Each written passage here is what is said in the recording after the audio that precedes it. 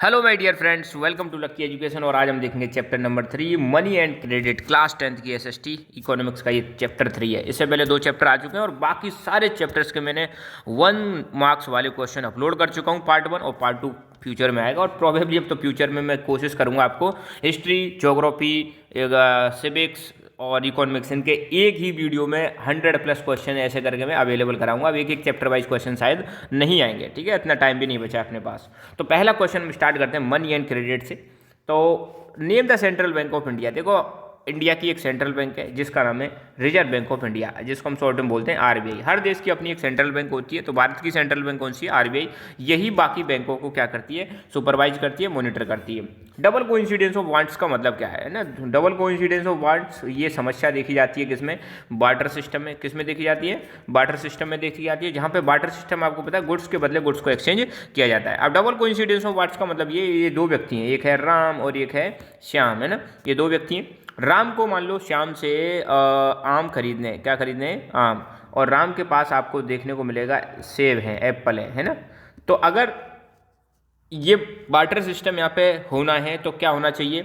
राम को डिमांड होनी चाहिए मैंगो की और श्याम को होनी चाहिए एप्पल की। एक दूसरे के पास जो सामान है इन दोनों को आपस में क्या होनी चाहिए? वांट। इसी को हम बोलते हैं डबल कोइंसिडेंस ऑफ वांट। अगर ऐसा नहीं है, जैसे राम तो मैंगो खरीदना चाहता है मगर श्याम एप्पल खरीदना नहीं चाहता, तो यहाँ पे ट्रेड नहीं होगा, है ना? ये एक प्रॉब्लम भी है किसकी? बार्टर सिस्टम की। तो when in exchange both party agree to sell and buy each others commodity it is called double coincidence of wants. जब एक्सचेंज हो रहा है बार्टर सिस्टम में, तब एक पार्टी और दोनों पार्टी आपस में एक दूसरे का सामान खरीदने के लिए, बेचने के लिए तैयार हो जाती है। इसी को हम बोलते हैं double coincidence of wants.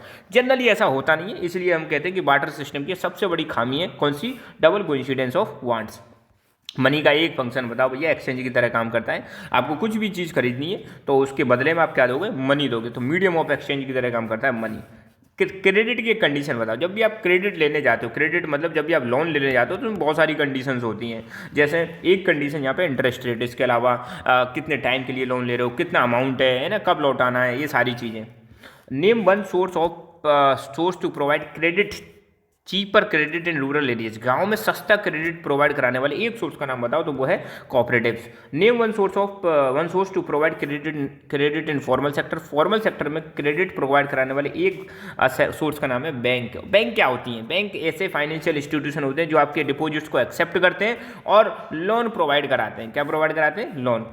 Formal financial institutions क्या होते हैं? एग्जांपल दीजिए। Commercial banks, cooperative bank, social rural banks, ये फॉर्मल आपके इंस्टीट्यूशंस होते हैं। कॉमर्शियल बैंक्स में जैसे एसबीआई हो गई, एचडीएफसी हो गई, आईसीआईसीआई हो गई, ये जितनी भी बैंक्स हैं ये सब कैसी हैं? कॉमर्शियल बैंक्स हैं। आरबीआई नहीं आती, ध्यान रखना इसमें ना, आरबीआई अलग बैंक है, सबके ऊपर है इनकी। Name one informal source to credit to provide credit in India. India में इनफॉर्मल सोर्सेस कौन से हैं ना? फॉर्मल तो हमने देखी, इनफॉर्मल में जैसे मनी लेंडर आता है ना, जहां पे कोई इनका मतलब फॉर्मली कोई हिसाब किताब सरकार इनको मतलब देख रेख नहीं करती, इनका अपना ही अपना पर्सनल चलता है ना। कॉमर्शियल बैंक का एक फंक्शन बताओ। कॉमर्शियल बैंक का एक फंक्शन है डिपॉजिट एक्सेप्ट करना पब्लिक से।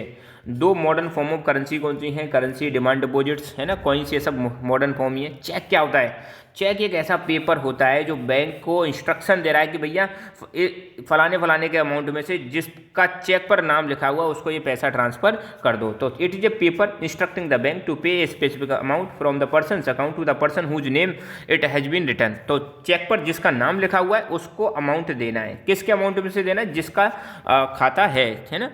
ये बैंक को इंस्ट्रक्शन देता है, एक पेपर है ना।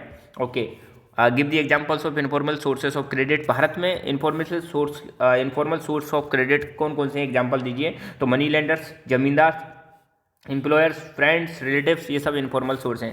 बार्टर सिस्टम क्या होता है? बार्टर सिस्टम में एक्सचेंज किया जाता है गुड्स को, डायरेक्टली गुड्स के साथ ही एक्सचेंज किया जाता है, मतलब इसमें पैसे की जरूरत नहीं पड़ती, सामान के बदले सामान का एक्सचेंज होता है। That is called barter system. और इसका एक सबसे बड़ा ड्रॉबैक मैं बता चुका हूँ, double coincidence of demands.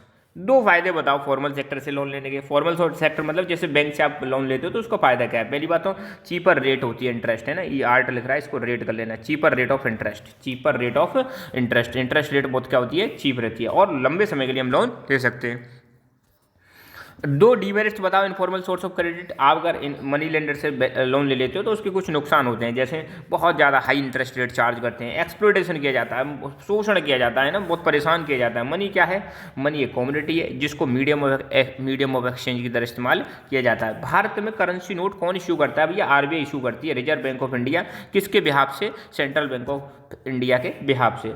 Y do people deposit money with banks? Money bank में क्यों रखते हैं लोग बाग? भाई सिंपल सी बात है, एक तो मनी वहाँ पे सेफ रहता है, दूसरा वहाँ पे इंटरेस्ट भी मिलता है। क्या मिलता है? इंटरेस्ट भी मिलता है। Why the deposits with the bank are called demand deposit? Bank में जो डिपॉजिट होते हैं उनको हम डिमांड डिपॉजिट क्यों बोलते हैं? क्योंकि उस मनी को आप कभी भी निकाल सकते हो ऑन डिमांड, जब भी आपको ज़रूरत है, रात में निकालो, दिन में निकालो, ऑन पेमेंट करो, कोई भी यूपीआई से आप पे करते हो कहीं से भी, तो वो इसलिए इसको हम बोलते हैं डिमांड डिपॉजिट।